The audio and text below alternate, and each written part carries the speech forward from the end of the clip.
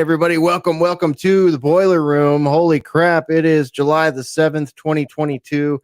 Here we are. The Social Rejects Club is meeting once again here, and we're broadcasting at alternatecurrentradio.com, Spreaker.com, YouTube, and Rockfin. Thank you for joining us tonight. So we're out there on those audio streams. We're out there live on our website, and we're out there live on the video platforms. So yeah, freedom isn't free. Hey all, what's going on? Thanks for joining us. Thanks everybody for joining us in the Discord server over there. We have a Discord server running. You can go to alternatecurrentradio.com, hit that main hamburger menu in the upper right, and find that join Discord link. We have a very thorough and large knowledge repository and management system, as well as multi-tiered chat system. So if you come in there cold, feel free to ask any of the regulars for help, or just at me or Ruckus or Spore, and we'll get you squared away. Good to see everybody in that Discord chat. Just Cuz, Kilowatt, Beowulf, DJ B2, what's going on? Sage, Brian, Timmer, Ruckus and Spore, Hyper and Sun, Izzy, Chopper. Good to see everybody up in there. Thanks for joining us in that Discord chat. And of course, we're live on Rockfin over there as well. So hello to anybody in that Rockfin chat, YouTube chat. Yeah, there I see some familiar faces and friends over there. Thank you for joining us. This is a live presentation. Again, it is the 7th of July, 2022. I'm your host. My call sign is Hesher. And let's see here. What can I tell you? We're going to do some Boiler Room tonight. I've got 3 of my family and colleagues and friends hanging in the green room, ready to join us. I got a couple people that may pull off some combat landings. We may hear from the Truth Hound tonight. We may hear from Infidel Pharaoh tonight. And yeah, without further ado, let's just get into it. Let's get into a pace here and open up the green room and say hello to Chopper. First of all, Chopper, welcome back to the Boiler Room. How you doing tonight, man? Good to see you. Hey, man, I'm good. Thanks for having me again, dude. Pleasure to be here hanging out with my homies. Yeah, absolutely, man. What's it like in Arizona? Is it hot out there? Give us the scoop, weatherman. Yeah, it's hot, but I mean, it wasn't brutal this week or abnormally hot, I guess. So, yeah, we're kicking it under 100, so that's good. All right. Okay, cool. Yeah, we're barely under 100 here in Texas, and it looks like we might be heading above it next week. But hey, you know what? We'll worry about that later, right? That's right. All right, Chopper. Good to see you, man. Glad to have you here with us tonight. Yeah. Thanks, dude. And let's get into this. All right. Yeah, let's get into it. Let's see here. Let's welcome the man behind the Daily Ruckus, Ruckus Among Us. What's going on? Welcome to the Boiler Room. Hey, how's it going? And actually, from where I'm sitting, the Daily Ruckus is behind me, not the other way around. So apparently, it's National Dive Bar Day today here in the good old USA. So if for some strange reason Infidel Pharaoh and the Truth Hound don't make it, I'm not making any accusations. I'm just saying they might be out celebrating the holiday. Who knows? But we're not. We're here celebrating BR night because it's Thursday, and that's what we do here at the ACR. So. And people trying to hit me up on my phone while I do that. So that's how you know it's going down. But thanks for having me. Let's do this. All right. Yeah, definitely. It's Thursday night. It's time to do this. Time to do the Social Rejects gathering thing. And yeah, hopefully we'll have Mark Anderson and Infidel joining us shortly here. Who knows? Maybe Corey Drayton will show up. You never know. But hey, it is National Dive Bar Day. So everybody has a great excuse to not be here tonight. And we're happy to have everybody out there listening and viewing. All right, well, let's get into it. We've got the one and only, the very lovely curator of all things Whiskey Tango Foxtrot on the interwebs. Lovely Spore, what's going on? Welcome to the Boiler Room. How are you doing tonight? Thanks, I'm good. I'm happy to be here. Yeah, we're happy to see you and looking forward to seeing what we got. Oh, that was really low volume. Let's see if we can't do that better. Yeah, there we go. Okay, that sounds like a proper ice break. What do we got tonight, Spore? What are we kicking off with tonight?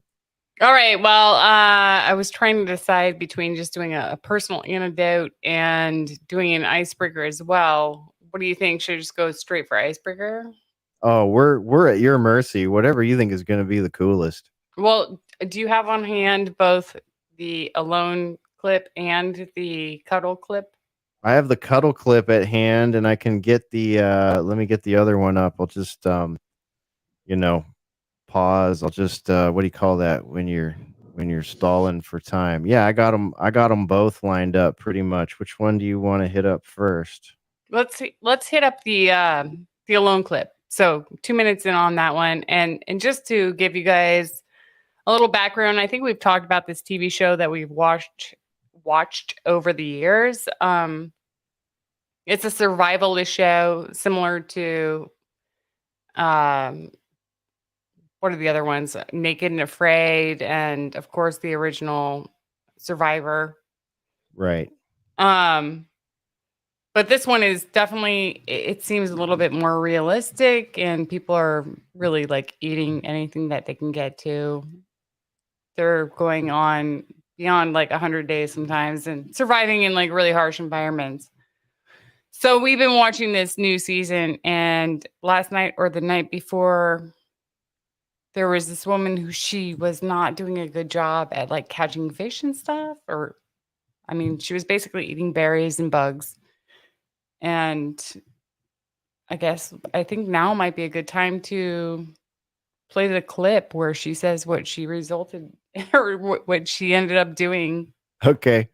Yeah, this was so for you survivalist enthusiasts out here, or you couch potatoes that like to watch people doing that, here you go. Here's a brief scene from season 8 of Alone here.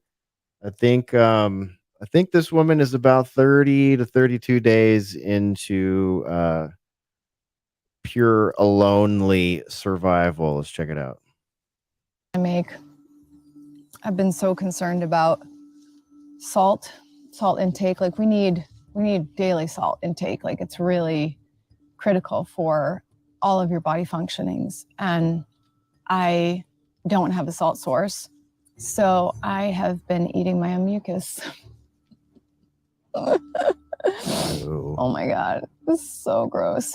I feel really guilty for all those kids I told to stop picking their nose and eating it all these years as a teacher.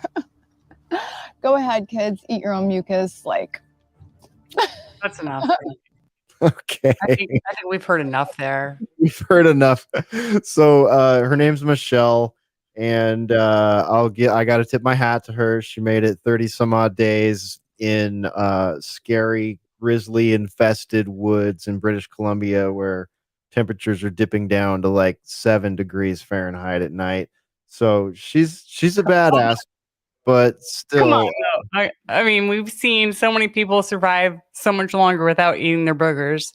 I mean, let's get down to the facts here. Like, this woman's eating her boogers and saying, "Sorry, kids, you should eat your boogers too." I mean, it's like, okay, all right, I get it. You know, I've never been 32 days in on that sort of stuff. But saying, it's okay for the preschool students to go ahead and eat your own boogers seems a little extreme to me. Yeah, for that sodium content, like they're not already eating tons of processed foods with processed salts in them and stuff like that. But hey, no disrespect to Michelle here. She kicked ass, I think, overall. All right, we got a couple of combat landings here. We got Mark Anderson joining the stream and Infidel Pharaoh. Mark Anderson, welcome to the Boiler Room. Thank you, Hesh. How you doing? How's everybody doing?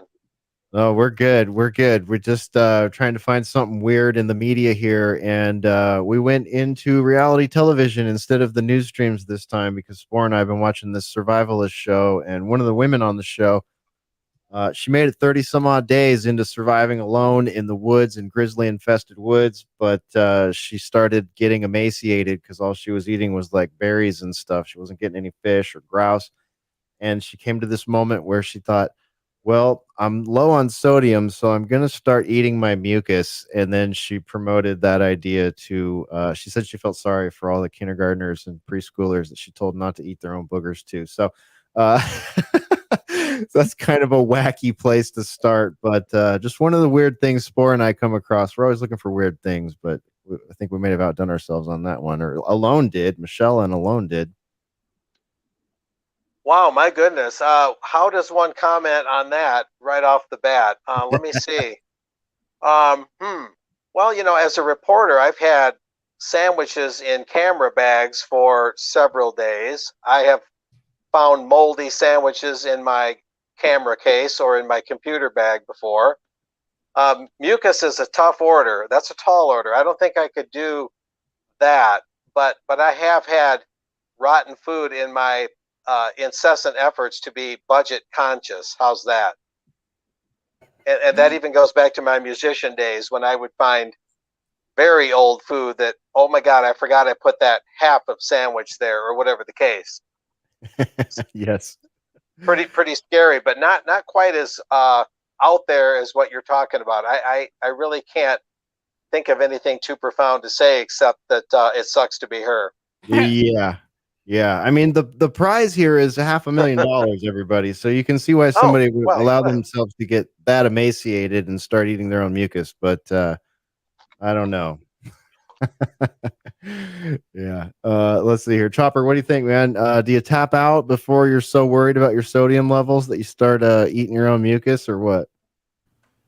I don't know. You know, if she was kicking it for like that long out there, like that legit, and because she seemed kind of delirious and weird to me, so I'm gonna cut her a little bit of slack here.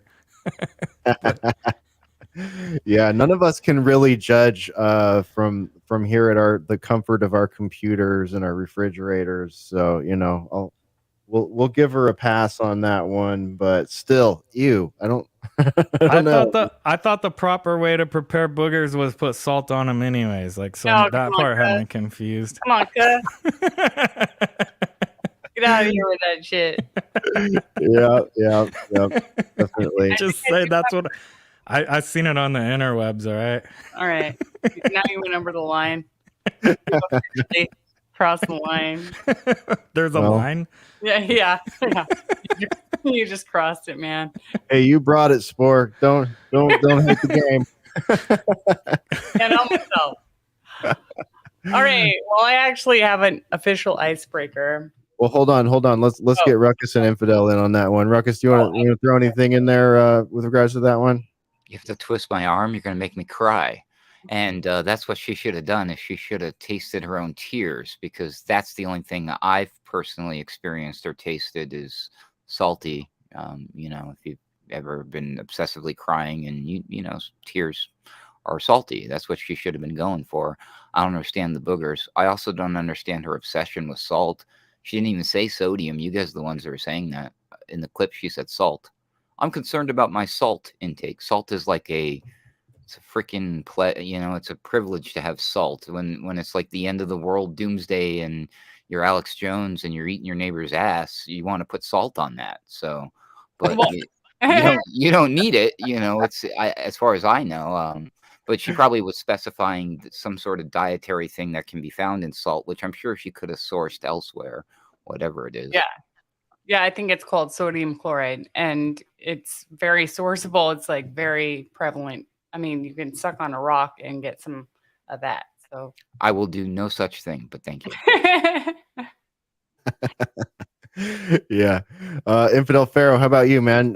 You've experienced the outdoors quite a bit. You ever been out there so long you have to contemplate eating your own mucus? I think Freedom Isn't Freeze onto something there also, Ruckus. He said, I would think sweat would come first.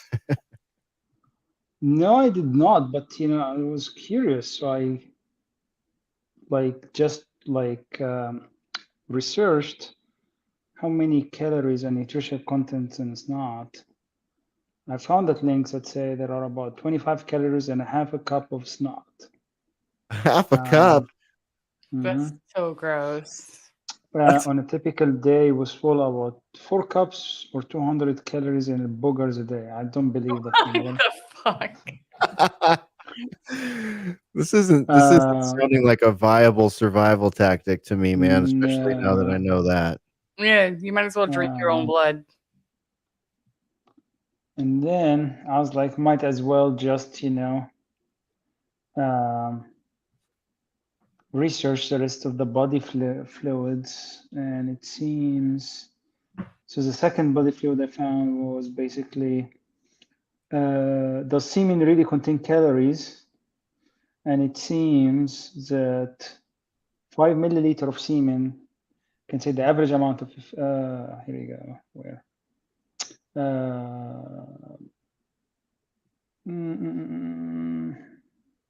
Well, she is alone out there. I suppose she could identify as a male, maybe. Okay, so 5 milliliter basically contain 552 milligram of protein. So maybe if you're a male, you can. It also has vitamin C and zinc. So if you're ever in the wild and sick, maybe you can do that. But all right, so maybe we could just conclude here, everybody, that if you're on alone and you're down to like 30 days of emaciation and all you have left is body fluids, it might be time to consider tapping out because someone else may have killed a deer and you're never going to compete. But it's I also suggest watching the show Survival, maybe, or Naked and Afraid. They show some tactics where you can go and gather some, some resources from the wilderness where you can get protein. I mean, this is actually a time where you can get bugs. You can maybe see if you can get snake. There's just so many ways you can get protein and salt. Well, here's I agree with you, but here's the big difference between Alone and Naked and Afraid. Naked and Afraid, they're usually in a jungle where they have those kind of options, but on Alone, they drop you off near the end of September in an Arctic zone. So basically, you get a few weeks, like maybe a month at most, of the end of the berry season, and then all of a sudden Arctic frost comes in and it gets really cold and it gets harder to forage and stuff. So I see. They make it really difficult for them, to play Alone contestants advocate here. They do make it really hard for them. And on this particular island, dude, they have grizzlies. There are just giant 600, 800,000 pound grizzlies like cruising around people's camps and stuff at night. I mean, it really looks kind of terrifying unless you're a really hardened outdoors person. What is the name of the island? This is on a lake top in British Columbia. I can't recall the name of the lake, but it's a high elevation on a lake just at the end of fall, and then you just stay as long as you can. So it's like last person standing wins $500,000. I see. Well, it's worth it. Yeah. Holy moly. Yeah, it's pretty intense, Mark. We've watched some episodes where people actually like experience like the worst of cabin fever. You know what I mean? Like they get all kind of weird like mental issues from just being isolated and trying to survive for that long. It looks really grueling. It's one of the only reality shows that Spore and I can find that we really think is actually somewhat real. Yeah, a lot of them, Survivor and all those things that have been on CBS forever, they strike me as quite fake. I think right off camera, there's probably a food table and all the porta potties and everything that they might need. So, yeah, I agree that by and large, they've been fake shows, or fakey might be a good word, if that is a word. I just made it one. But yeah, what you're describing is it's funny and it's in the extreme, but it also kind of illustrates something, doesn't it? The banking system attaches such a stigma to money, that money is supposed to be something that you're supposed to just work your whole life away for. And we're all basically on the treadmill and they boost the interest rates. The Federal Reserve just boosted the interest rates some more, or at least they're talking about it seriously. And money is the universal lubricant, many say, but it's the one thing that everybody needs at one point or another, at one time or another, to one degree or another. And in a way, they're kind of saying, "Oh, you want money, do you? Well, now you've got to jettison the very last modicum of your pride, of your self-respect. We're going to reduce you to a gibbering idiot who's trying to eat their own snot amid grizzly bears that will make a meal of you. You won't make a meal of them."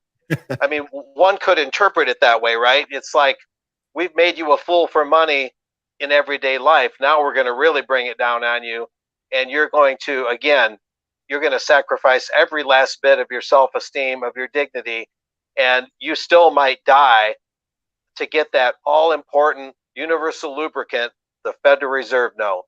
Oh man, yeah, difficult to wrestle those notes out of the matrix for sure. And it's funny you bring that up, Mark, because they more often than not, every contestant is very skilled, but they also have a why I need $500,000 story. You know, like one of them has his wife's pregnant with twins, and he doesn't want to have to work through their whole lives to make them a college account and, you know, not be able to spend time with them.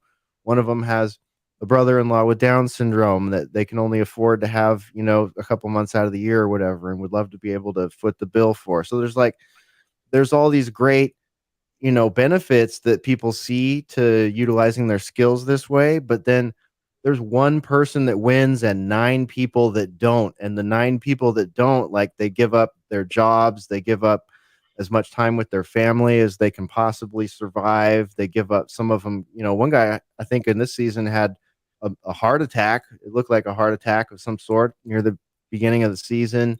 So, you know, people really, really put themselves out there to try and get in that position that you're talking about there, that financial lubrication. So it's interesting to watch that psychology, and then to also watch the psychology of someone who goes in with that plan and that, you know, imperative to win the money, and then watch them go through the realizations of, oh my God, this isn't worth dying. Like, my time with my family is more important to me than having enough money to have more time with my family, you know, because this could literally kill me.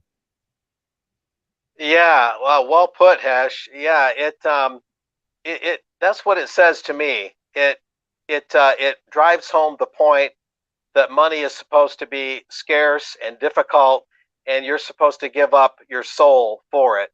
You know, sell your soul for the company's stove, as the old song goes. And through entertainment propaganda as well as the news media, as we all know, these messages are propagated.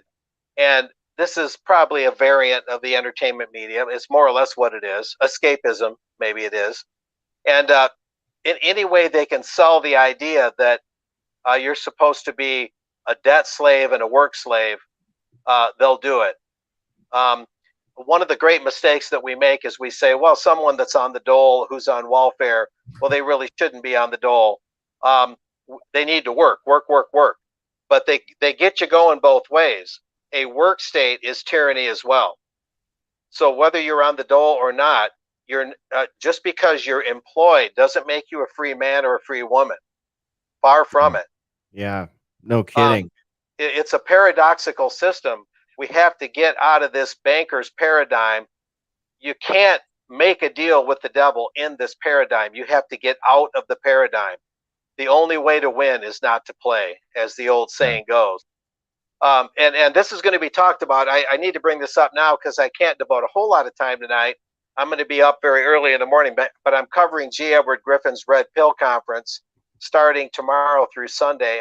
I'm in Indianapolis, Indiana already, and I'll be on UK Column in the morning. That's my main outlet that I'm reporting for the Red Pill Conference. But it's going to be a great conference, and a lot of these topics will come up. And hooray for the Georgia Guidestones, right? Oh yeah. Oh my gosh, Mark, that was crazy. I remember, I'll never forget that time you and I think we talked off air after a show, and you said those things need to be taken down. This was like right when when COVID was happening and before the mRNA shots came down, and we were looking at all the comments made about depopulation and eugenics and all this stuff, and it's like, all right, well, if that stuff really is like an oligarch's fantasy, then this is a great time to take those down, because they have a pretty dreadful message, a message that involves the loss of like 5.5 billion people from the planet or something like that. And of course, I think you were probably talking through like proper channels. We would never encourage anyone to do anything illegal, right? But apparently they are down. Actually, Spore, hold that thought on that other video there. We'll jump right back to it. But since we have Mark for a limited time here, let me see if I can't find the browser. Yeah, here we go. So I'm sure everybody's already heard by now, but just real quick, in case anyone's not up to speed here, the Georgia Guidestones, there was an explosion at the Georgia Guidestones, and the blast destroyed a large portion of the monument. And everybody's been reporting on it. This happened around 4 a.m. on Wednesday, July 6th here, 2022. And one of the things that, Fox keeps editing this article. So, but here you go. Here's the part I want to highlight, because what is this all about? Fox says the roadside attraction received renewed attention during Georgia's May 24 gubernatorial primary, when third place Republican candidate Candace Taylor claimed the Guidestones are satanic and made demolishing them part of her platform. So the concern here, I think, is who actually blew these things up? Why did they blow these things up? And is it going to be, Mark, do you think, I get the impression from this and some other reports I've seen that it could be some sort of false flag, in the sense that even Fox is trying to blame it on, conspiracy theorists who think all this satanic stuff. But at the same time, none of these ones are talking about what's actually said on the Guidestones, the eugenics concept that is on there, how that dovetails with things that we're actually seeing in real life right now.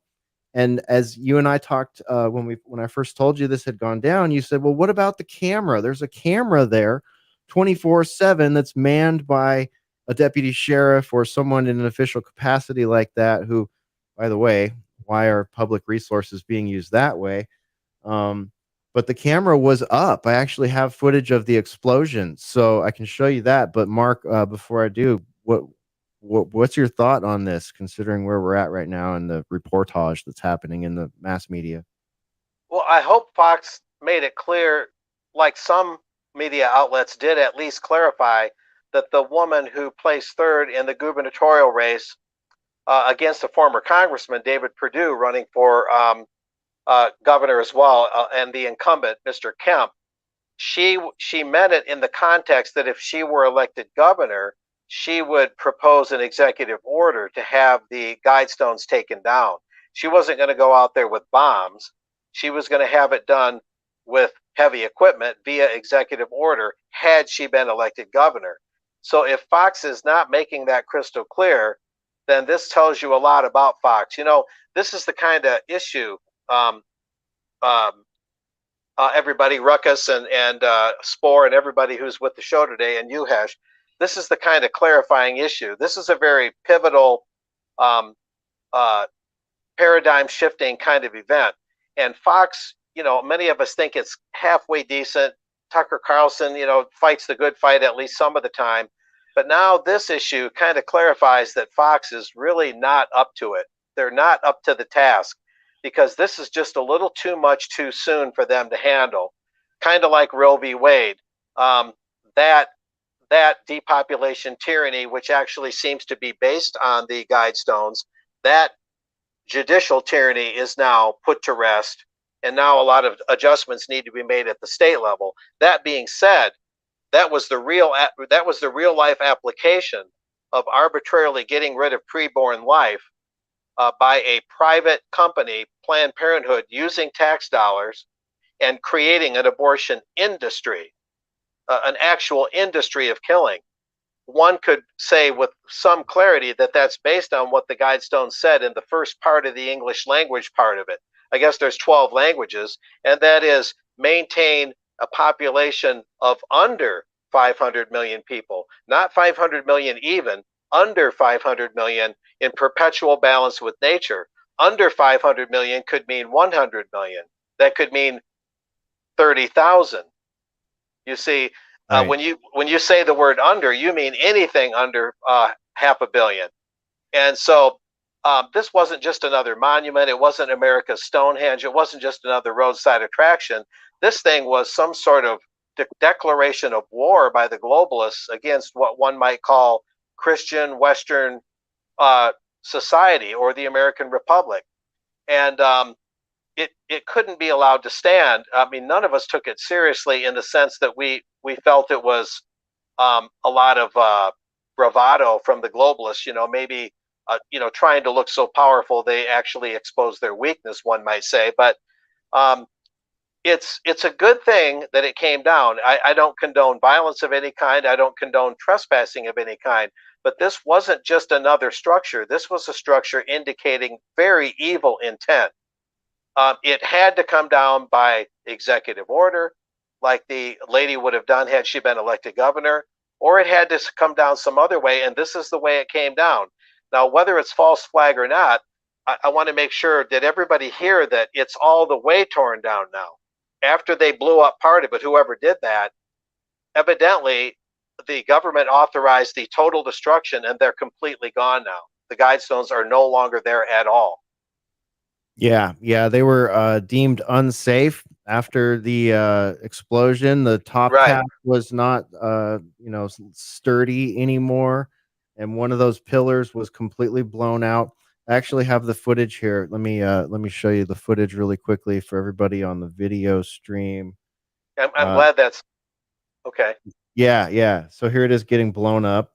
Just releasing this video hours ago, and you can see there is a bright flash, and then part of the structure explodes. The Guidestones are in Elbert County and were built back in 1979, but no one knows who put them up.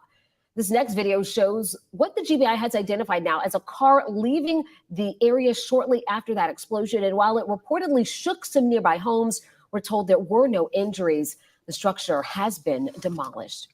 Yeah, so it's down. It is completely down. You can find footage of them knocking the rest of it down with one of those big hole digger tractor things. So yeah, it's actually here. Here you go. Here's another shot. A unique Georgia attraction that stood for nearly 4 decades is destroyed, and now the GBI needs your help to find who did it. The GBI released video showing the moment an explosion tore into the Georgia Guidestones in Elbert County. You can see that car leaving the scene. That was just moments after the blast. Authorities say it happened Wednesday morning about 4. Crews spent Wednesday tearing down what remained of that mysterious structure, the monument often called America's Stonehenge. The stones were inscribed with 10 guiding principles, each etched in stone using languages from around the world. The meaning behind those monoliths had been unclear since the structure was built in 1980. They don't even want to tell us what is written on there, Mark. Like, none of them want to say it. They're like, oh, clear guidelines for living. Like, they don't want to say what's written on them, obviously. And I gotta wonder, under that centerpiece, Mark, I believe there's writing saying that there is a capsule of some sort 6 feet below that. I wonder what happened to the capsule. What's in the capsule? Are we going to be showed what's in the capsule finally, or what? That is an excellent point. I was there in 2010. It's in eastern Georgia in Elbert County near the South Carolina border. And it was a very imposing structure. I forgot about that. That's an excellent point. And one wonders what the motive was exactly and who did this. I do have a theory though of who put them up. In my opinion, I don't think there's a wide array of people to choose from who would do this.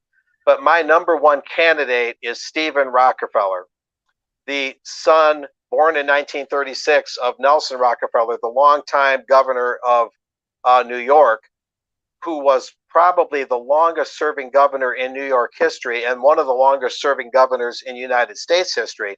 And a lot of people don't realize what a matoy that Nelson Rockefeller was. This guy was a whack job.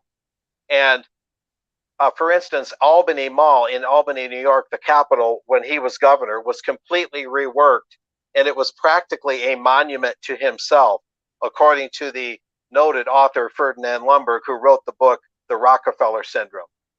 And Nelson Rockefeller, interestingly enough, was also involved in putting the first clients into the Twin Towers when they were built.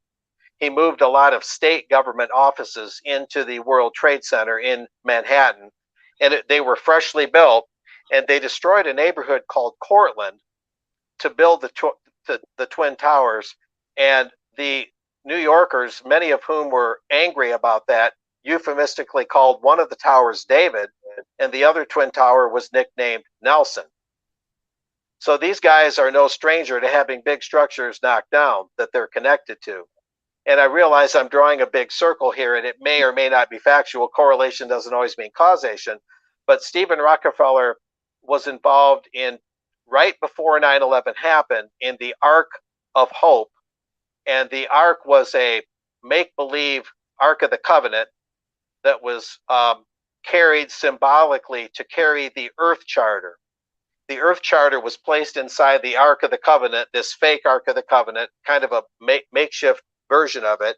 The Earth Charter were like 10 Commandments tablets, and they were meant to be that way, and they were put in the Ark. They were carried overland. They were finally put in a boat owned by Pete Seeger, the folk singer, the leftist folk singer, and taken down the river, the Hudson River, from north to south, and they sailed into Manhattan right before 9/11 happened in September of 2001.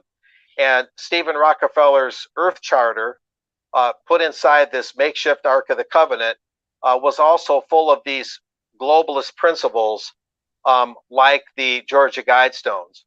And he would have been about 44 years old in 1980 when the Guidestones were put up in Elbert County. Now, it's a stretch, and granted, I'm engaging in speculation with a capital S, but I nominate as the #1 suspect Stephen Rockefeller. All right. That's a good nomination there. That sounds like you've made a pretty good case for it. Misty in the chat says John Reeves once said it was L. Ron Hubbard. Media Bear thought he presumed it was Ted Turner at some point. So there's a number of yeah, those are good ones too. Yeah. All right. Media Bear, thank you. Actually, here. So I was about to ask Mark, and Media Bear seems to have the footage we can look at. But before I play this, my next question was going to be, if someone didn't take the camera out and they have footage of it blowing up, why don't they have footage of someone placing the explosives, if they're traditional explosives and not something, exotic like a dew or something? But let's see what this piece of footage looks like. Maybe this will give us a hint here, because the surveillance was up during the whole thing. Right, there it is. Oh, there's someone walking up to it.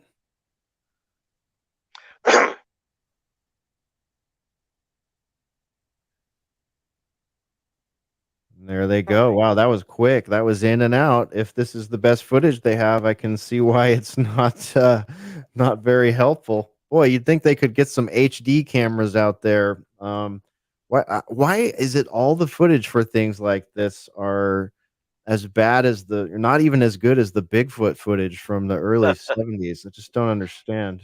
Right, like the other day, I was taking the dogs on a walk when you weren't around to go with me, Hesher, and they had a Google car coming down the street that probably had like 16 different cameras on it, like a tower coming off the top, like they got that rolling down the street. Nothing's going on in the hood, but yeah, no cameras. Georgia Guidestones, like, I'm sorry, shouldn't there be like, I don't know, 200 cameras around that spot? Yeah, they went to all that trouble to put it up, and they know how much us plebeians despise its existence. I mean, look at the comments under these YouTube videos, and it's an amazing ratio of people just rejoicing and praising God. You know, there's people saying it's an act of God, and oh, this is the greatest thing ever. I'm glad someone finally did it. I mean, stuff I wouldn't even want to type on YouTube. The best meme that came out so far was George Bush saying amateurs. I thought that was good. Yeah, shout out to Media Bear for posting that on his channel there, because they took a while to release that. I know what you're saying there, Hesher. For a second, I really thought it was Bigfoot, or like a gray alien or something. You see this stuff and they're like, on Ancient Aliens, and the guy's like, I'm not saying it was aliens, but it was aliens. And that's my theory, Mark. I don't know what you think about that. I think it's a false flag, and they're going to say it was the aliens, so that the aliens will come down, right? The aliens, in air quotes, people. And they'll say, we did that. We're your friend. We got rid of the evil satanic people. Little monument. I don't know. But for real, Mark, your analysis was absolutely beyond fascinating, and I hope you expound upon that, or if you have more info about that, or can point the listeners to learn more about that. That was really interesting. Unfortunately, Media Bear, I never bought the Ted Turner thing myself. I think it was a little too obvious. I think it was like a conspiracy candy, false, not for real. I think it's somebody like what you just described who had, obviously exhibited this exact type of behavior in the past. So, it's not that far of a stretch of the imagination to suspect that he might be the one. Also, people forget that the person who commissioned this was someone under the pseudonym of R.C. Christian. And I firmly believe that that's like it's supposed to be or sound like Rosicrucian. So do you know if Rockefeller was involved specifically with that organization, the Rosicrucians, the Rosy Cross?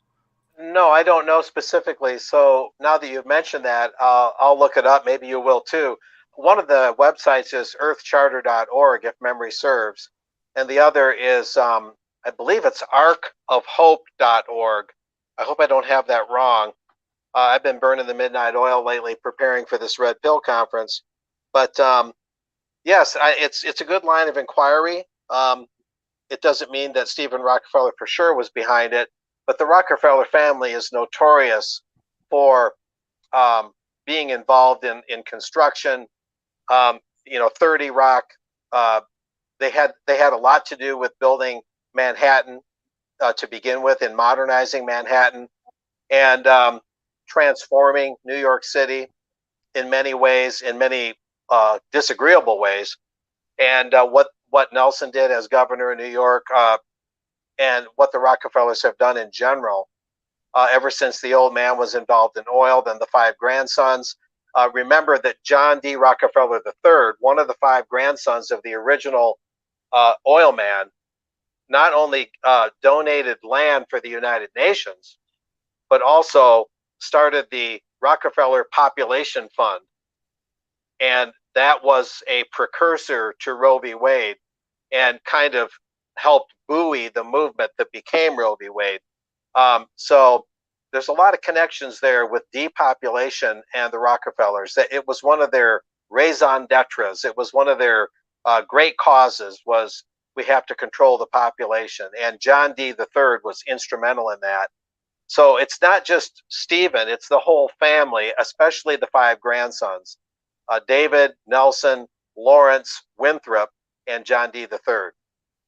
So, yeah, all right. And I would be remiss if since I'm from New Hampshire, I need to point out a fact check on that article. Who was that from, Hesher? Was that a Fox News article? Yeah, that was Okay. out of Fox. Yep. All right. Yeah, they kept repeating, calling it America's Stonehenge, and I don't think that's accurate. If I'm not mistaken, there is an actual America's Stonehenge in New Hampshire. And I think it's been there a little bit longer than about before the Georgia Guidestones. And you guys know I did a whole thing about the Georgia Guidestones on one of my episodes of the Daily Ruckus, and I'd never heard. There were 2 things in this article. Number one, I'd never heard them ever once in my research refer to that as America's Stonehenge, to be honest with you. But there was that lady, that quote. What did it say? Oh, about the satanic nature of the whole Yeah, thing. I don't remember hearing about that. Was that fairly recent? Was that like this year or something? Yeah, that was Candace Taylor claiming the Guidestones are satanic, and she made demolishing them part of her platform, according to Okay. Fox. All right, and then the other thing is that people, I think somebody on the Patrick Henningsen show on TNT, Basil Valentine, brought this up, and I was like, yes, thank you. About a week, not even 2 weeks ago, there was some graffiti that took place on those buggers. Yeah, I saw that. And Yes. you know, I thought, uh-oh, that's going to piss somebody off. So there's a lot of suspicion out there that think that the people who created it are the ones that destroyed it. You know what I mean? And then Mhm. Hesher, to your point, yeah, they could plant all sorts of, they could use this for so many different things. They could be like, oh, set up a little honeypot trap. Like, oh, if you didn't go out on your social media and go tisk tisk, this is terrible, I hope nobody got hurt. Why would they do that? Those crazy conspiracy theorists. If instead you went woo and dropped all your celebration memes, well, that just adds you on another list, I guess, or solidifies it in their eyes. But you must be some sort of terrorist if you thought that it was cool that the Georgia Guidestones got blown up, right?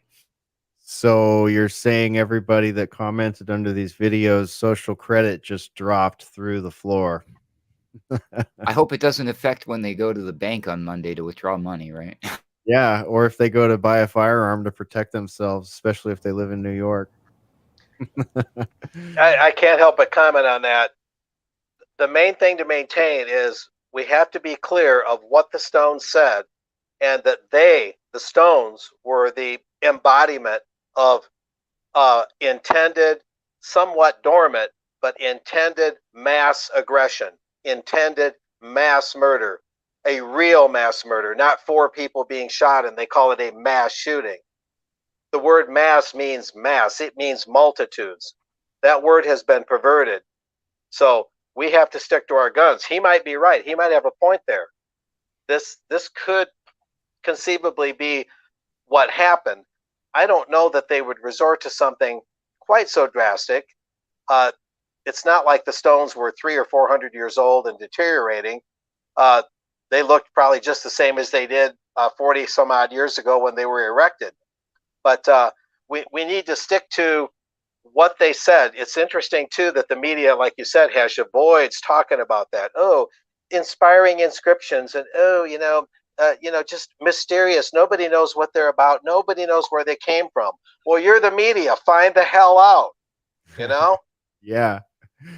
And so we need to keep the spotlight on what they said, and that the real evil intent was the Stones themselves. Yeah, good point, Mark. I mean, let's see here. The principles that they're talking about here are, number one, as you said, maintain humanity under 500 million in perpetual balance with nature, whatever that means. What is this perpetual balance thing? I don't know. Number two is guide reproduction wisely, improving fitness and diversity. Number three, unite humanity with a living new language. Well, we see a lot of changes in language around here. We talk about it a lot. We don't see one that appears to be improving humanity. We just see them being degraded. Number four, rule, passion, faith, tradition, and all things with tempered reason. We could probably have a long discussion about what that might mean. Number five, protect people and nations with fair laws and just courts. Again, that's highly subjective and interpretive. And we know how a globalist would interpret a lot of these things. Number six, let all nations rule internally, resolving external disputes in a world court. Mark, I gotta pause there and see what you think of that one. World court. Well, yeah, a world court would be a court of universal jurisdiction. There would be nothing more dangerous than a politician or a government with universal jurisdiction. That would mean, let's say the leader of China had universal jurisdiction. That means that he could arrest you for something you did in Nebraska. Or something you did in Arizona. The world would be his jurisdiction. So they're calling for that fool's dream, that fool's paradise, and a tyrant's wet dream, really, of universal jurisdiction. So, and that number 2 on that list is obviously an appeal to eugenics. Yeah, it Yeah. absolutely is. Unambiguously. So again, the problem was the Guidestones all along. The only thing is there'll be so many people celebrating this in one way or another, or one degree or another, that it'd be a little bit difficult for the authorities to say, we're going to round you all up. Probably half the world is in some way smiling about this, privately or publicly, if they understand it to begin with. But there's going to be such a great number of people that are more or less happy about this, that having a dragnet of patriots who, look suspicious might become a little bit cumbersome. So we at least we have strength in numbers. So actually, the more we publicize it in a way, the better. At least that's another way of looking at it. So there you go. Yeah, I think it'd be a good time for transparency as far as who put it there, why they put it there, what's in the pod below it. I mean, come on, guys, the gig is up. I love how they put it in air quotes too, when it's like made by an unknown individual. It's just, come on, man.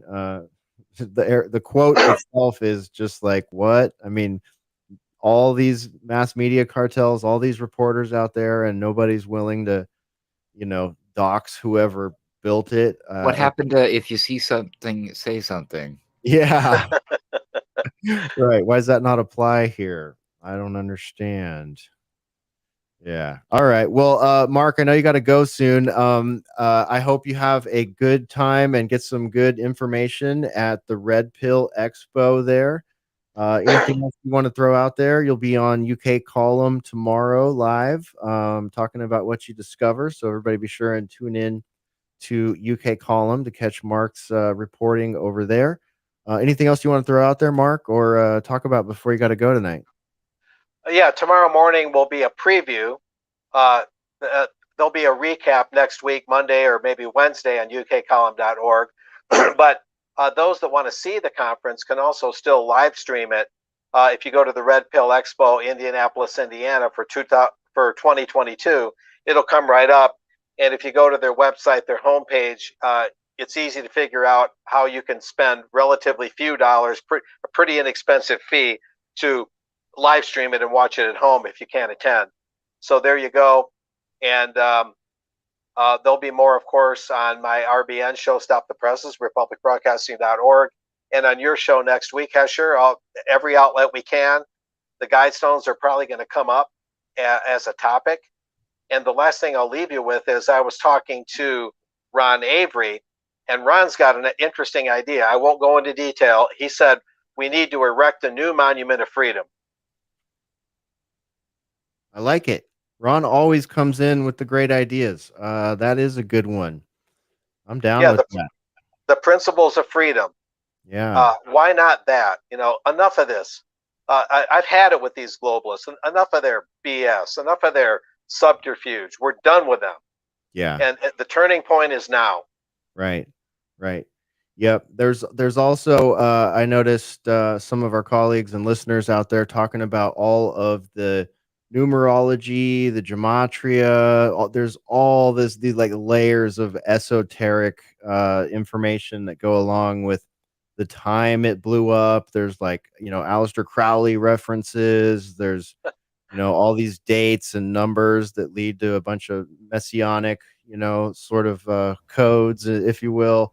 So there's a hell of a lot going on there, and yeah, I think it's going to be interesting to see what happens with it. Are they going to blame someone? They're going to have a patsy. They're going to have a scapegoat. They're going to have an actual perpetrator, and they're going to dig up the pod and show us what's in the time capsule, whatever. So there's probably going to be more to come here. Absolutely. We'll have a great one. Everybody have a great rest of the show tonight. We'll see you later. All right, Mark, thanks for dropping in and hanging with us. That's Mark Anderson, the Truth Hound, everybody. You can find him at Stop the Presses on RBN Monday, Wednesday, Friday, 2 p.m. Central Time, and catch him on UK Column this week coming up. And, of course, thetruthhound.com is where you can find all things Mark Anderson, including his support links and all that good stuff. So there it goes. It's Mark Anderson, everybody. Chopper, what do you think about this, man? The Guidestones are down. The wicked fake Stonehenge is gone and people are rejoicing, but we're a little hesitant, a little bit worried that this could be some sort of like minor false flag or something like that. Yeah, dude. I of course I had the same kind of thoughts last night when I was checking. I was talking to Kilowatt in the chat last night. I was like, dude, I don't know. We were saying hey, it could be a false flag, you know. And then my thought was same thing. Ruckus said, hey, look, maybe they're looking to, you know, at least data mine people that are all for it. Maybe, I don't know. Yeah. But yeah, the whole thing it's pretty interesting. I did a little bit. I was digging into it. I was interested after I saw that it supposedly blew up and got tore down. Was like, okay, so what are they gonna say about it? You know, right? Yeah. So I had to really dig to find an article where they mentioned what's actually in the inscriptions. Okay, and that was an interesting article, because they actually talked to the guy at the company that built this thing. They had information from this guy, and the only one that they actually explained was the population one, and the guy basically was like, well, it's supposed to be some kind of post-apocalyptic event time period or whatnot. So that's why the population will already be low. So that's how they were trying to explain that away. It's like, okay, that's kind of weak, but whatever, dude. Like, all right, so it's a Mad Max, some sort of monolith to the Mad Max times, and we're just supposed to accept that Mad Max is coming, and once it comes, we'll be better off if we have a small population going forward. Yeah, and a world court and all that, and they didn't even touch any of the other stuff on there, so I thought that was kind of interesting, but I actually had to dig around to find that.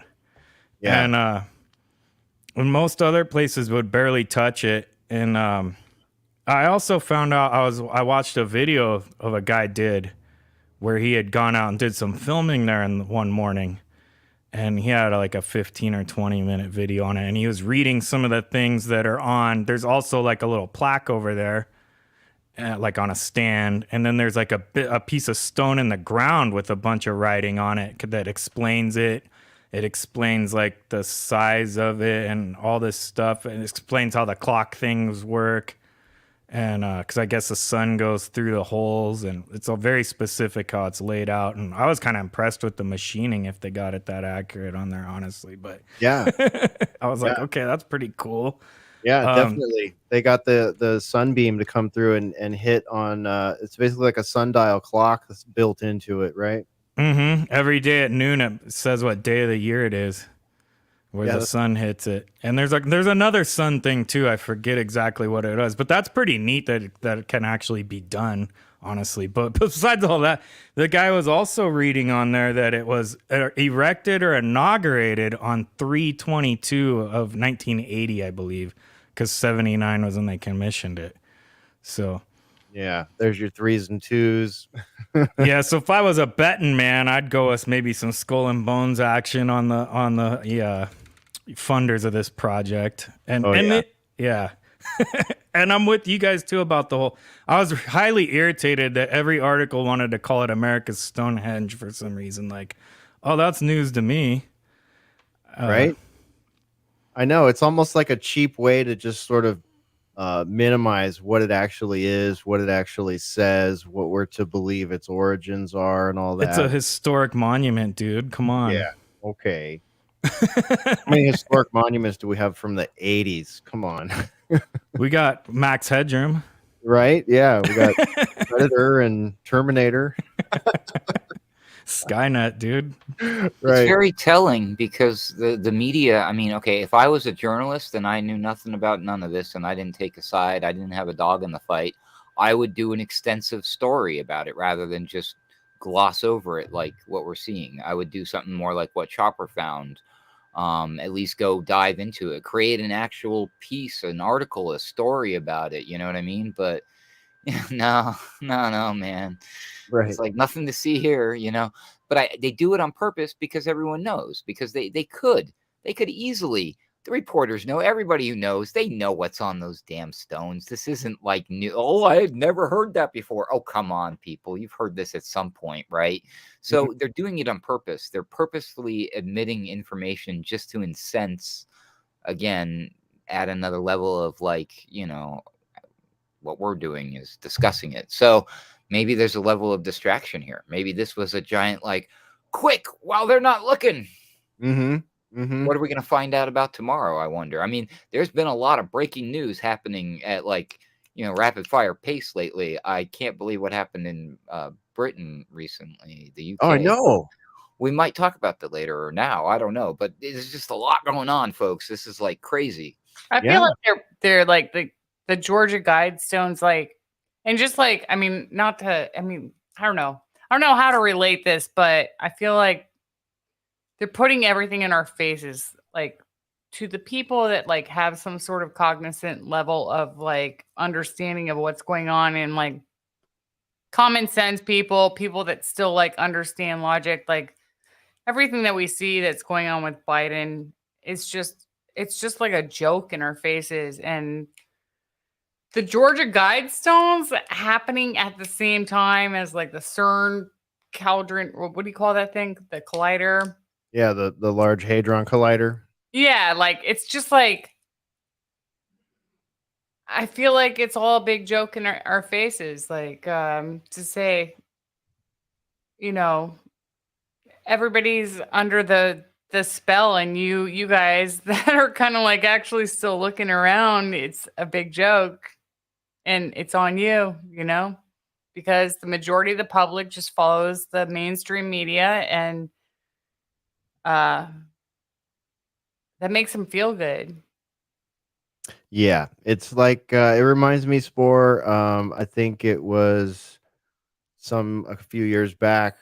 Jay Dyer was with us, and we were talking about something like this, where I forget what the story was, but it was just like, is this just a big ritual joke on those of us that are researched on these topics? And he said it's like the state or the government. I don't remember what noun he threw in there, but he said basically it's like the state or the media. I think he was talking about the state. I'll modify it to be the mass media. It's like the mass media cartel is like the meanest big brother that just sits on your head and farts on your face. It's just like this Totally. mean form of bullying that, Yeah. it's just meant to humiliate. Yeah, it's like, it totally is. It's like the big brother bully, or whatever you want to call it. Like, it's that, okay, well, I'm stronger and more powerful, so I'm gonna, like, whatever you do as the big brother. What is that, like, punch the thighs, or Yeah, noogies, wedgies, swirlies, all that. yeah, like, I'm gonna drip my spit into your face until it like hangs down 10 inches and almost touches your face, but it never does. It's like, Right. Some of It's them would cruel. force you to eat your own boogers, but apparently that's a good thing. So It's good for your sodium intake, right? yeah. I think you're right, Spore, though, because dude, they are clowning us. Look at Biden and Boho over there. These people are straight up clowns, dude. I mean, Biden just like sold a bunch of our gasoline to China. Yeah, he's kind of what? Like, I mean, he sold it. I think he just gave it to him. They didn't really say. I tried to research that too, and wasn't finding a lot of detail other than they're exporting it. And I don't. Oh yeah, it's hard to find details on that because they don't want you to. Yeah, and then the press secretary acted like she didn't know anything about it. Well, that's the first I've heard of it. She's the what's her name? Something Kristen I don't know. Jean-Pierre or something. I don't know, but the lamest puppet I've seen in a long time. Like, I think she might be even worse than Saki, because she's just like, I never saw the report. I never knew that this happened, but I know I'm gay and black and trans or whatever. She's got all these acronyms that make her really important, but she doesn't know anything about what she's supposed to be reporting on. As long as she has enough pronouns, it's all good. What's her name? Kristen Jean-Pierre or something? I can't remember. You guys know? You're close enough. Everyone, yeah. We know. I don't even care. Yeah. I can't log it in my head. I just She can't literally, every time I see her, is just like, I never heard of this. So I can't report on that. I have nothing to say. The White House has no comment on that. We're not speaking about Hunter Biden's laptop. I The will not only thing- speak from this podium about the laptop. Yes, that's the one. Well, Yeah, where will you You speak, can speak about her upon it from? pronouns or whatever. Yeah. Yeah, she'll tell us all about her sex life and how great Diversities. that makes her, but no, we can't talk about how the president's son is a literal crackhead who enjoys the company of hookers and strippers. So her job's easy. Yeah. You can do that on Fox News, though. Apparently, you can't talk about Georgia Yeah, right. Guidestones, Fox, but you can call Hunter Biden a crackhead. What's up with that? I don't know. Fox is changing. They are. I have to say I like it. Yeah, they've been watching some Boiler Room or something. I think it's like you don't get the nuanced parts when you want it, but they'll happily throw in some of our pointier jabs. All right, Sport. Let's do this clip Creative sent us before we go to intermission. What do you think? Yeah. Okay, so Sport. I was hoping to be able to dig up the clip, but I didn't have time before the show. But we named our voice channel in our Discord after a icebreaker of a classic icebreaker from back in the day, where we first learned that adults were going to things called cuddle parties. Do you want to set this up, or have I already done that just now? You have. I would like to play the clip real quick though, because I have it here. Oh, you do? Okay. Yeah. So back in 2014, 2015, I'm guessing when it actually happened, we did an icebreaker about cuddle parties. And it was basically that people were going to parties and specifically just for the sake of platonically cuddling with each other. And I mean, this is olden days now. Yeah, it was like it had a WTF factor at the time, right? Yeah, it seemed really weird, and we laughed about it so much because it just seemed ridiculous, because everything that we were seeing at that time was ridiculous, and this was just another thing where it's like, okay, people are just like getting together and like rubbing each other even though they don't know who each other is, and there's all these worries about getting raped and stuff like that. Like, it was just like, okay, well, now people are like going to these parties. We always thought it was really funny, and now it's become, I mean, it's a profession. So yeah, you can go ahead and play it. Yeah, apparently it's gone somewhat mainstream. Let's thanks Creative Accidents for providing this clip. Obviously he remembers that episode, but yeah, check this out. Excuse me. Hey, your car's amazing. What do you do for a living? I'm a touch For a living. therapist. Touch therapist? Yes. Is that like a physical therapist? Not quite, no. I'm What is actually a it? professional cuddler. Professional cuddler? Yeah. What? Sounds strange, but I mean, it pays the bills. What? You get Yeah. paid to actually like cuddle people? Yeah. How much an hour? Like a lot. Anywhere between 100 and 300 per hour, depending on what they desire. You really show up to people's houses and you cuddle like men? Yeah, men, women. And it's yeah. platonic. It's completely 100%. I've set of rules. Yes. Awesome. It's a dream job. I've never heard of it. So that's crazy. Thank you so much. Of course. Holy crap. So she had a $488,000 Lambo there at the gas station, Chopper, and this guy was savvy enough to walk up to her and ask her why she can afford that. Is that not amazing or what, man? I tell you, some of the things that we've like brought forward over the years and just said, what the hell is this going to do to society? It's really weird to be sitting here years later and see them like manifesting in ways like that. That chick took it full pro, dude, and got herself a Ferrari. Yeah. That's getting paid, dude. Whoa. Yeah. Yeah, that was not a cheap one either. That was an expensive one. Maybe Right? maybe not on the highest end of the scale, but for a professional cuddler, damn. Yeah. You would have to win alone and get that $500,000 if you wanted to buy that sucker with cash. You know what? that's a No. lot you can lease them and shit, though. Maybe she just leases it. Oh, well, she could be fronting. There's always that. Yeah, I think a couple grand a month or Sometimes you gotta whatever. fake it to make it. But the thing that I was like really thinking about tonight, especially because we had our first sort of but like non-icebreaker conversation about the booger eater. talking about that show alone is like when I was thinking about this woman who's, you know, charging 100 to 500 or whatever, depending on what type of cuddles she has to do. I thought about all the people in the last couple of years. I mean, we've had people that have suicided themselves, or, you know, taken too many drugs from isolation, you know, just been dealing with the Great Reset, and a lot of people haven't dealt with it in a great way.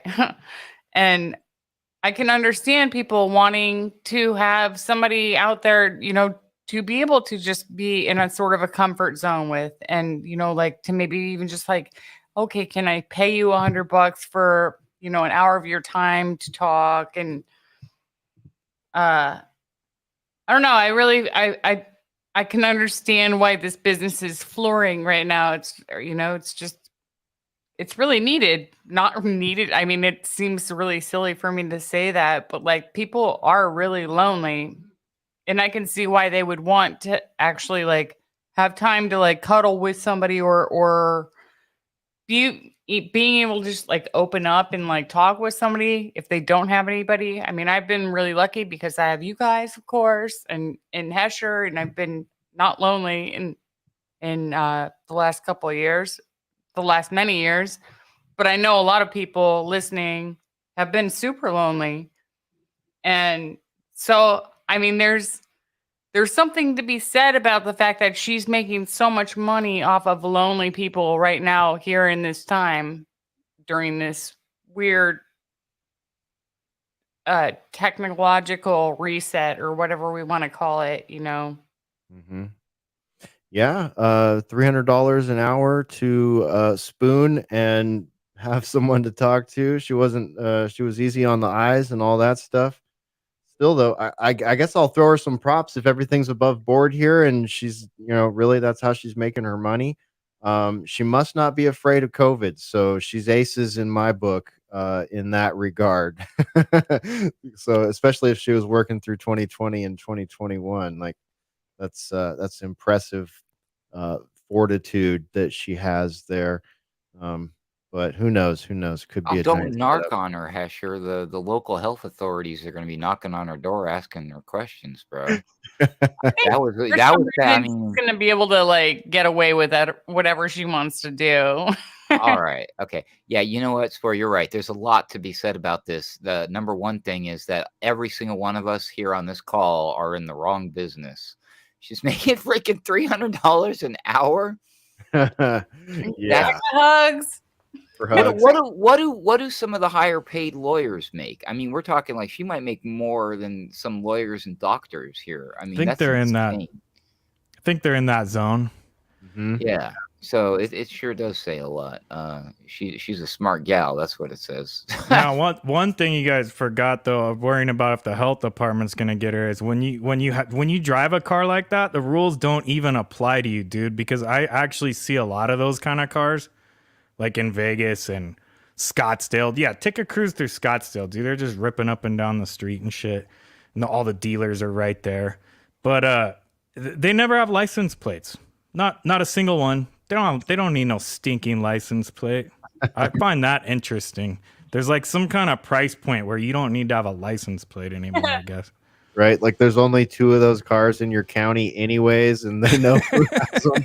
I guess, dude. I don't know. I've just never quite understood that part. But I'm chalking it up as some kind of rich privilege because I couldn't drive around without a license plate. I'd be out of the car so fast it'd make your head spin. Oh yeah. Yeah, there's no way. There's no way. I don't even know if they let you and me get away with owning a Ferrari, man. I don't know if it would happen. Well, they are very particular who they will sell new ones to. I do know that about Ferrari. That's one thing they do. Well, you're not special enough yet, you know, or whatever. Lamborghini too. I think there's a lot of cars you have to actually like apply to even be chosen to be like, you know, eligible to buy the thing. It could be possible on the high-end Lambos. I'm not a supercar expert because it's way out of my league, but yeah. Yeah, it's interesting. I think that generally the Lambos actually are a lot more acquirable than Ferraris, but I'm sure that there's other stuff out there too that's, I mean, yeah, cool. We're making like 3 of these guys. So Right. Like a basketball. There've been cases of like basketball players crashing like $10 million ones that they only made 3 of and stuff.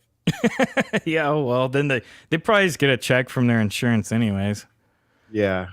It's all rigged, dude. I mean, we're tangenting now, but it's just how rigged shit is, I guess. Well, kudos to her. I have a warning for that lady though. As cool as all this is, I'm afraid that the robots are coming for her job. Oh yeah. So, calling it right now. How long before? Because once the industry gets established, if this becomes a thing, right, and we have a whole bunch of professional cuddlers, you bet your bottom dollar that's going to get replaced by the technocrats, dude. I don't know, man. I bet you there will be people who want to cuddle robots, dude. But I mean, you look. I could looking at her. I could see why people would give her money to cuddle her. Okay, but a robot, I just couldn't even wrap my head around. I was secretly counting like how long before Chopper actually like made some sideways jab implying that she was just a little bit of a floozy there and there. I did that one night. I think I called her a pro ho right off the bat, dude. Yeah. Well, hey, at least she's out and about and making house calls and not just staying home on OnlyFans. I'll give her that. There's some extra effort going on there. Hey, who knows? It could be totally faked at the same time, but the video totally looked fake, by the way. Yeah. So maybe he encountered her and asked her and had that type of a conversation, and then he was all, "Oh, I'm a YouTuber or a TikTok influencer," but whatever. That filmed interaction was totally contrived and practiced. She was pretty forward about it, huh? Yeah, it totally could have been. And you're right. In the age of TikTok, like there's a lot of low grade, like planned productions like that. Like just 30 seconds of content can mean all the difference for with a link to her website where you can hire her as a professional cuddler. Go figure. Yeah, exactly. Like they may have rented it, made that video as a TikTok, and had a brand new website set up, and now she might be making 100 to 300 an hour. But it's very and the dude is her husband. Yeah, always. Yep, husband or boyfriend for sure. Yeah, there's so many things on TikTok that are like that, where it's just like husband and wives, boyfriend, girlfriend, best friends, like doing little setups and skits like that. Like it's really difficult to tell. But hey, I mean, if they listened to Boiler Room and got that idea and then went out and made that, good for them. That's pretty impressive. At least they're not sitting there just absorbing media and not doing anything with it. All right. Let's see here. Shall we intermish? You guys want to take intermish? Let's do it. Yeah. We're going to roll intermission over here. I'm going to roll out one of Mindspace Art's videos here. I think we've played this one before, but it's worth playing again. It's one of my favorites. It's called A Man Chooses. It's based on one of our favorite game series, the BioShock game series. So shout out to Mindspace. By the way, Ruckus was on Sole Purpose with Mindspace in a recent episode, and there's a new episode coming out tomorrow night at 8 p.m. Central. It'll be on the Alternate Current Radio 24/7 stream. I believe that one will probably be his talk with Based Lit Analyzer, second one he's done with him, but he's the boss of that show, so maybe he's got something else planned, but you can find that discussion on the Based Lit Analyzer YouTube channel. Shout out to them. So check that out, as well as Media Bear. Thanks for your contribution tonight. We are at Alternate Current Radio on YouTube, and we are Boiler Room at Rockfin, and we're going to come back and do the second half of the show, probably just on Rockfin. So we'll try to get that link to all the locations, try to get it in this YouTube chat before we shut it down. And I guess just real quickly, it's rockfin.com/boiler room if you need it. Yeah. All right. We're going to break and we'll be back, everybody. You're listening to the July 7th, 2022 edition of the Boiler Room. And we're live at Alternate Current Radio. We're live at Rockfin. We're live at Spreaker and YouTube. So thanks for being here with us tonight. Everybody take 5 and we'll be back. Keep an eye out for that new stream over at Rockfin YouTube. Peace out. We'll see you next time. And be sure and join us at Rockfin for part 2. And here we go.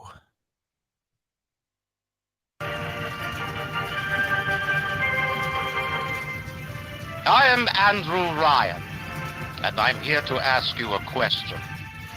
Is a man not entitled to the sweat of his brow? No, says the man in Washington, it belongs to the poor. No, says the man in the Vatican, it belongs to God. No, says the man in Moscow, it belongs to everyone. I rejected those answers. Instead, I chose something different. I chose the impossible. I chose...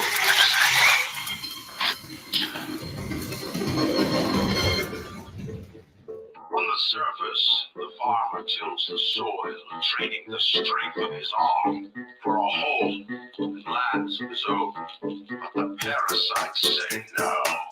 What was yours is ours. We are a state. We are God. We demand our share. The parasite makes nothing for itself. His only tools are taxes and tithes, and to trick you with offering what it has not earned. In rapture, we keep what is ours. On the surface, the scientist invests the power of his mind in a single miraculous idea and naturally begins to rise above his fellows. But the parasites say no. Discovery must be regulated, it must be controlled, and finally surrender. An artist strives to frame his ideals in an image, to challenge his audience to make his vision immortal. But the parasites say, no, your art must serve the cause.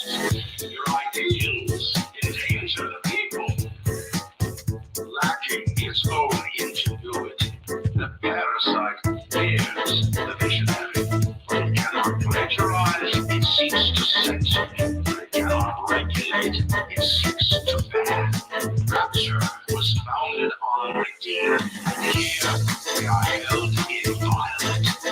On the surface, your parents sought a private life, using their great talents to prolong.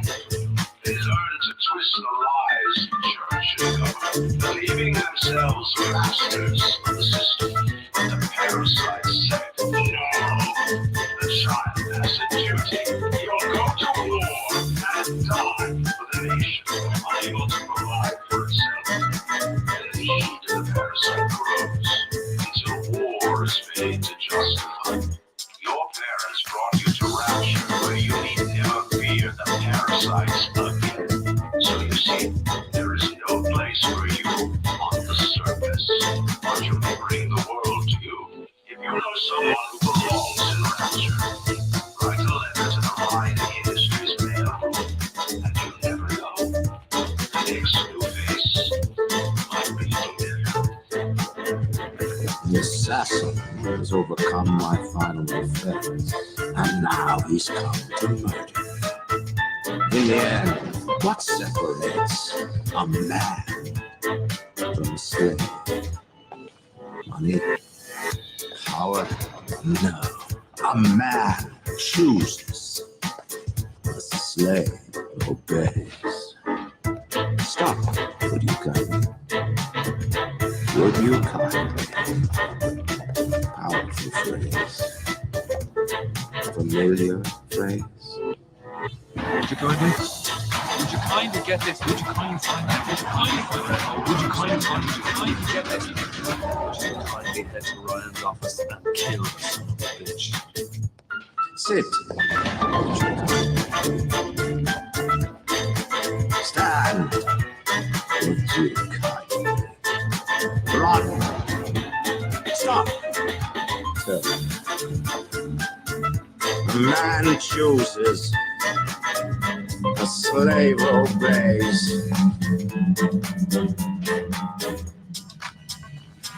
Kill!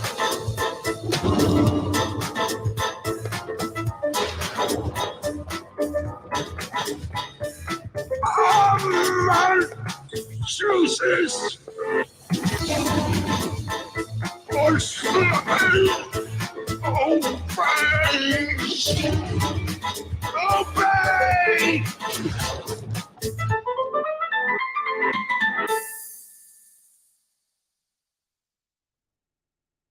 All right, we'll be right back. Everybody, don't go anywhere.